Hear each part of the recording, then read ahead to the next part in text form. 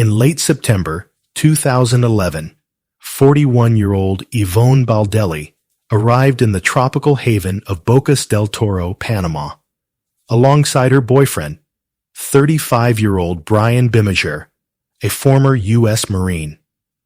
To the world, it looked like the start of a beautiful new chapter. A fresh beginning in a place where turquoise waters brushed against white sand, and the rhythm of island life promised freedom, peace, and adventure. Ivonne had left behind the stresses of her old life in California, dreaming of turning the page and rebuilding her future. Brian, too, seemed ready to start over, carrying with him the charm and confidence that had first drawn Ivonne in. Together, they imagined days filled with sunlight, laughter, and the serenity of island living. But paradise can be an illusion. Beneath the palm trees and postcard-perfect scenery, something darker was already taking shape. Hidden tensions, buried lies, and unspoken fears began to surface, cracks forming beneath the calm exterior of their relationship. What began as a journey of hope would soon unravel into a story of deception, violence, and heartbreak. A nightmare that would shatter lives and leave a community in shock. For years, Ivonne had shared her life through emails with her sister Michelle. No matter where she went, their connection never wavered. Even when Ivonne packed up her life and moved to Panama, she sent daily photos, little notes about her adventures, and updates about her new life abroad. But then suddenly, the messages stopped. Michelle knew something wasn't right. Their bond was too strong for her sister to simply vanish from contact. At first, she tried to stay calm, convincing herself that maybe Ivonne was somewhere remote with bad internet, or perhaps just caught up in the excitement of travel with her boyfriend, Brian. But as days turned into weeks, worry turned into dread. Then came the call from Brian. He told Michelle he had returned to the United States alone and wanted to pick up his car, which was still parked at her home. According to him, he and Ivonne had broken up, and she had supposedly run off to Costa Rica with another man. Brian claimed that Ivonne ended their relationship after discovering he had a child with someone else. Michelle didn't believe it. Her sister would have told her. Ivonne wasn't the kind of woman to disappear without a word, especially after heartbreak. And the idea that she would move to another country with a stranger felt completely out of character. If anything, Michelle thought Ivonne would have come home to California to recover. She had truly loved Brian. She had even imagined a future with him. Just months earlier, in September 2011, Ivonne and Brian had been full of excitement as they prepared for their move to Panama. It was supposed to be the trip of a lifetime, a journey through Central America with plans to settle for a while in Panama, soaking up its beauty and rhythm. Both were searching for a new beginning. They had met 2 years earlier in 2009 in Southern California. Ivonne had recently gone through a divorce and was trying to rebuild her life. Brian, a former Marine, came across as confident and charming. He made her feel safe again. Their relationship developed quickly, and Ivonne believed she had found someone who shared her adventurous spirit. But her family wasn't as sure. Michelle worried that Ivonne was giving too much of herself to a man who didn't seem fully committed. What Ivonne didn't know at the beginning was that Brian was still legally married when they met, though he claimed to be separated. He hid that truth well, presenting himself as an independent man ready to start over. Eventually, he did finalize his divorce, but their relationship had already weathered several breakups and reconciliations. By the time they left for Panama, both were looking for a reset. Ivonne had recently lost her management job at Procter & Gamble, and Brian was hoping for a new purpose after leaving the Marines. Together, they dreamed of starting small, a modest, creative life near the ocean. They rented a simple room in a 5-unit hostel in Bocas del Toro, surrounded by turquoise waters and palm trees. Ivonne brought along 2 sewing machines, planning to launch a small clothing line using local fabrics. Brian spent his evenings playing guitar at nearby bars, earning meals and drinks with his music. And then there was Georgia May, Yvonne's beloved King Charles Spaniel. The little dog had been her loyal companion through all of life's transitions. In Panama, Georgia May became her source of comfort, a piece of home in a new and uncertain place. Locals often saw the pair walking along the beach, the small dog trotting happily at her side. Despite their humble circumstances, Ivonne seemed genuinely happy. Her emails to Michelle painted pictures of a peaceful island life, bright mornings, warm breezes, and laughter. She wrote about her dreams for the future and how much she loved the place she now called paradise. Everything, she said, was going well until the day the email stopped. The family tried to remain logical, but panic began to take hold. They had always trusted Yvonne's judgment, and the idea that she had suddenly run off with a stranger felt completely out of character. Michelle refused to believe Brian's story. She told him that if he wanted to retrieve his car, which was parked at her home, he'd first need to file a missing person report. Brian refused. He insisted Yvonne would contact them soon, asking them to wait. Then out of nowhere, Michelle received an email from Yvonne's account. "Hi, sis. Just an update. Brian and I are no longer together.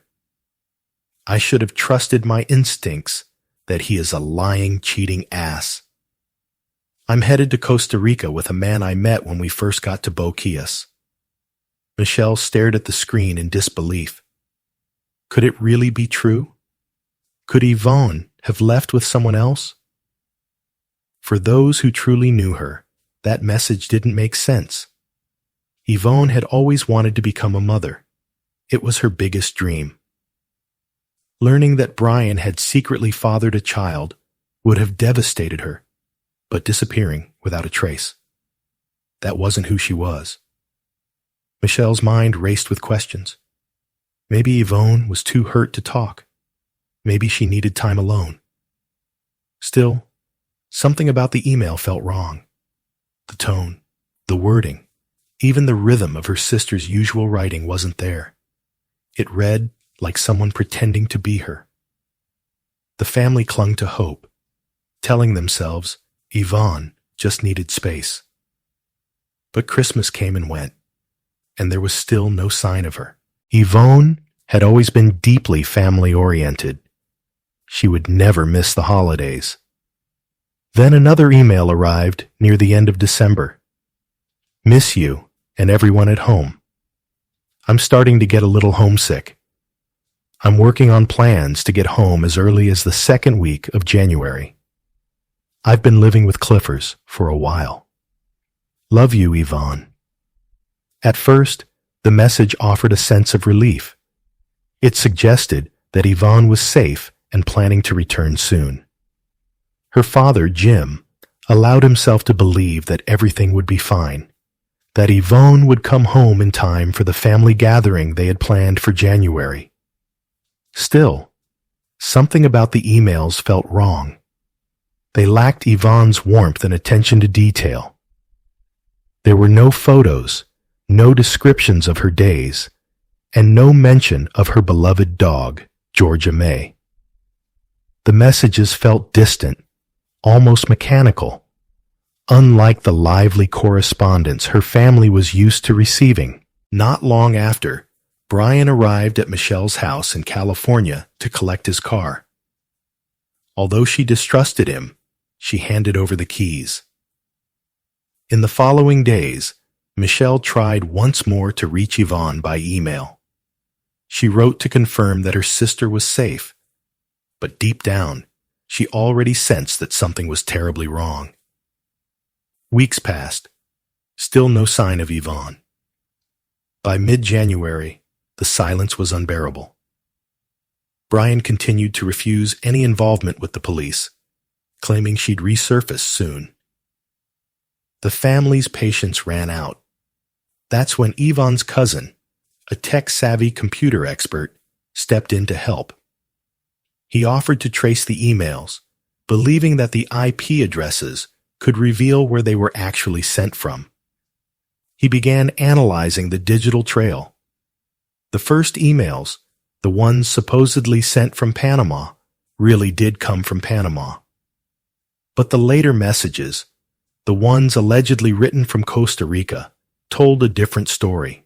They came from the United States, specifically from Dana Point, California, the same town where Brian was living. Michelle couldn't believe what she was seeing. Both Yvonne's Costa Rica emails and Brian's own messages were sent from the exact same IP address.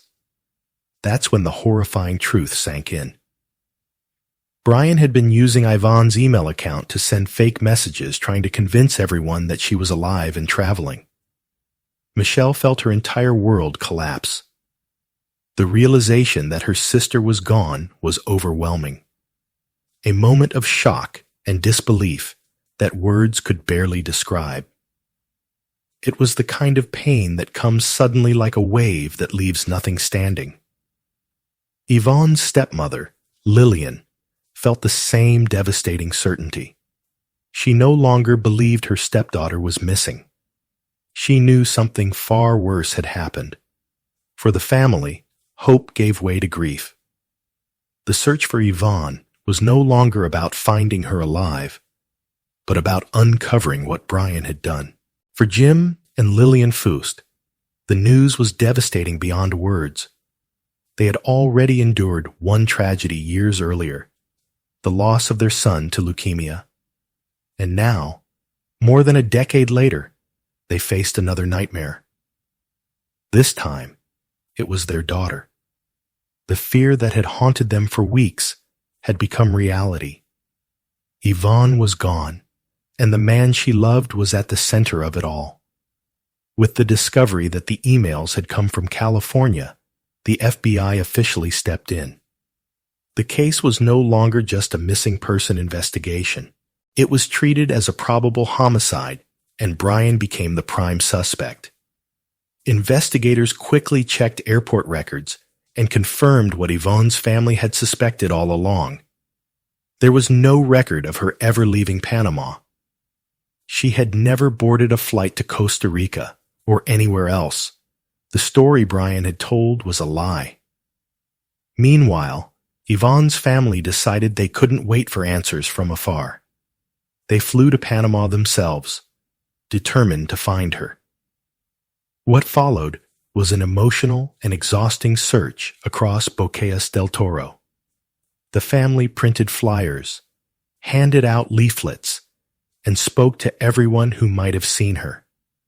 They held press conferences pleading for information, and their desperate search captured the hearts of many Panamanians. Local news stations began covering the case, and volunteers from nearby islands joined the search. Fishermen used their boats to scan the coastline, while others combed through dense jungle, hoping to find any clue that could explain Yvonne's disappearance. As investigators began interviewing locals, a darker picture emerged, one that shattered the image of the happy couple Yvonne had described in her emails. Witnesses who had seen Brian and Yvonne together spoke of frequent arguments. Several recalled that Brian drank heavily and often became aggressive when intoxicated. Others mentioned seeing signs of drug use, and one acquaintance remembered him saying, half-jokingly, that he needed to return to the United States before his nose fell off. Those who had interacted closely with the couple said the relationship had grown toxic. Bartenders who saw Brian perform at local bars remembered Ivonne sitting quietly in the audience, sometimes with visible bruises. One evening, a staff member noticed a dark mark beneath her eye. When asked about it, Ivonne brushed it off, offering a quick, nervous smile. Everyone suspected what she wouldn't say aloud, that Brian had hit her. Even the owners of the small hostel where they were staying admitted they often heard shouting from the couple's room at night. They described hearing objects thrown, followed by Yvonne's muffled cries. One of the owners later told police they had personally seen Brian strike her. While Yvonne's family searched tirelessly under the scorching Panamanian sun, Brian acted as if nothing had happened. Back in the United States, he showed little interest in the investigation. He didn't join any search efforts, didn't call authorities, and seemed entirely detached from Yvonne's fate. When police eventually contacted him, his indifference was striking.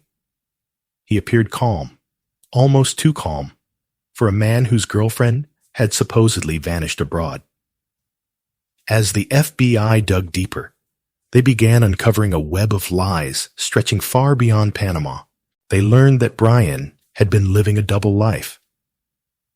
For years, he had hidden another woman and a child from Ivonne. His wife, Kristen, was the mother of his daughter, and their relationship had overlapped with his time in Panama. Kristen's background made the situation even more complicated. She had once worked at the White House during President George W. Bush's administration, where she met Brian while he was helping secure contracts for American mining companies. To her, he was a disciplined Marine who had recently left active duty. She believed his November 2011 trip to Panama was just a short getaway, a chance to decompress. She had never even heard of Ivonne Baldelli. It was later confirmed by one of Brian's former Marine friends that Kristen had been completely unaware of Yvonne's existence. Brian had lied to both women, maintaining two separate lives built on deceit. When the FBI questioned Kristen, she appeared strangely detached, offering little emotion. Brian, too, showed no sign of concern. By then, he was living comfortably with Kristen and their young daughter near San Diego. To neighbors, he seemed like an ordinary suburban father, golfing in his free time, smiling at the playground, living a peaceful life. When federal agents arrived at his door, Brian invited them in without hesitation. The interview lasted 4 hours. Sitting calmly, he repeated the same story he had told before, that Ivonne had left Bocas del Toro on November 27, 2011, headed for Costa Rica to start over. He said she took all her belongings and that she hadn't told him when she'd be back. He portrayed himself as the concerned ex-boyfriend, a man blindsided by her sudden departure. But behind his calm demeanor, investigators saw something else, a carefully rehearsed lie. The agents already had information that shattered his story. When confronted with evidence that the Ivonne emails were sent from his own IP address in Southern California, not from Panama or Costa Rica, Brian's composure began to crack. He looked startled, but kept denying any involvement. When the FBI searched his condo in Dana Point, one of the agents immediately noticed something familiar. A white laptop resting on the table.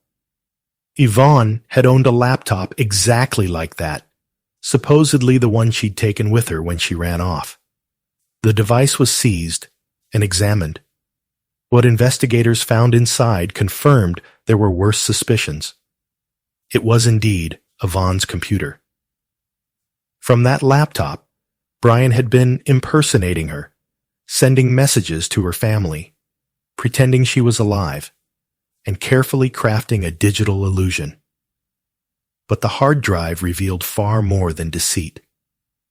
Investigators uncovered photos of Ivonne with visible injuries, bruises under her eye, the same marks witnesses in Panama had described. There were also chilling web searches, one that stood out above all others: how to clean a bloody mattress. The evidence painted a gruesome picture. Brian had not only taken Yvonne's life, he had tried to erase every trace of it. He accessed her bank accounts, withdrawing small sums of cash to keep up the appearance that she was still traveling through Central America. Every move was calculated to maintain the illusion of her freedom while concealing her murder. The FBI was now certain. Ivonne Baldelli had been killed by the man she loved. The motive was as human as it was horrific: rage, betrayal, and fear of exposure.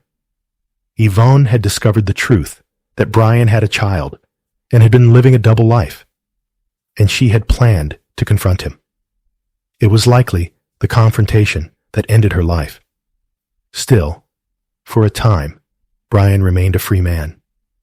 No body meant no proof, but arrogance would be his downfall. After the murder, he had dismembered Yvonne's body with a machete, then, in an act of stunning recklessness, sold the weapon to a man in Panama. His carelessness didn't end there. Online, Brian made a sickening joke about the sale, writing, "I only dismembered one stripper with it. It's hardly used." That offhand comment became the key that unlocked the case. Investigators tracked down the buyer, recovered the machete, and sent it for forensic testing. What they found left no doubt. Traces of blood under the handle matched Yvonne's DNA. The trail that had once seemed cold was suddenly burning hot. On June 27, 2013, FBI agents arrested Brian at his home in California. He was charged with obstructing justice and making false statements in connection with the murder of his girlfriend, Ivonne Baldelli. 2 months later, in August 2013, the family's worst fears were confirmed. On Panama, a local resident discovered skeletal remains in a dense patch of jungle. The discovery came nearly 2 years after Yvonne's disappearance. DNA testing proved what everyone already knew in their hearts. The remains belonged to Ivonne Baldelli. The news shattered her family, but also brought a kind of painful peace. Their tireless search, their endless pleas, had led to the truth. Ivonne had finally been found. The discovery reignited the legal case, and after years of investigation, Brian Brimager pleaded guilty to second-degree murder in February 2016. He admitted that he had stabbed Ivonne to death, dismembered her body with a machete, and hidden her remains in the Panamanian jungle. But before justice was complete, the Baldelli family faced another heartbreaking loss. Michelle, Yvonne's devoted sister, had fallen seriously ill. Diagnosed with breast cancer, she grew weaker as the case moved toward trial. Still, she refused to give up. Despite her condition, she recorded a videotape deposition to ensure her voice would be heard in court. That testimony became a cornerstone of the prosecution's case against Brian. Michelle passed away in 2014 before she could see the final verdict, but her courage helped bring justice for her sister. In May 2016, Brian was sentenced to 26 years in federal prison. The court described his crime as one of cruelty, control, and deceit, driven by his fear of losing the double life he'd built. As for Yvonne's loyal companion, her dog Georgia May, she was never found. Investigators believe Brian killed her too, knowing that the little spaniel's survival would have exposed his lies. If the dog had been seen wandering alone, everyone would have known that Ivonne never left the island. Even after the truth came out, Brian's wife, Kristen, continued to stand by him. She had married him shortly after Ivonne vanished and was seen visiting him in prison. In a 2017 interview, Kristen's mother defended her daughter's loyalty, saying, "Kristen isn't a fool. She loves Brian." For Yvonne's family, the pain lingered, but they sought solace in giving her the farewell she deserved. After her remains were returned from Panama, they scattered her ashes at sea, her favorite place, the ocean she had always loved. It was a simple, quiet ceremony, waves, wind, and tears. But it finally gave them what they had fought for, a place to say goodbye. Thanks for watching, guys. If you enjoyed this video, please like and share it. Don't forget to subscribe to the channel and press the bell icon so you can be the first to hear about such real-life stories.